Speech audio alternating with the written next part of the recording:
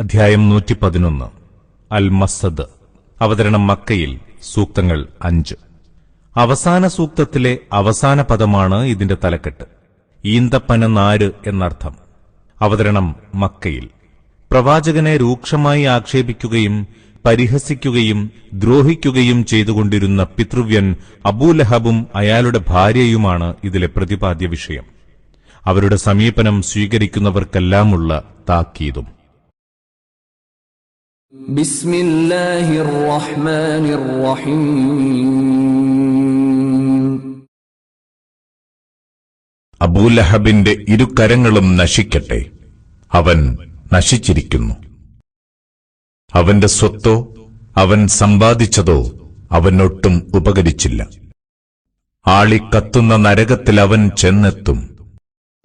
വിറക് ചുമക്കുന്ന അവന്റെ ഭാര്യയും.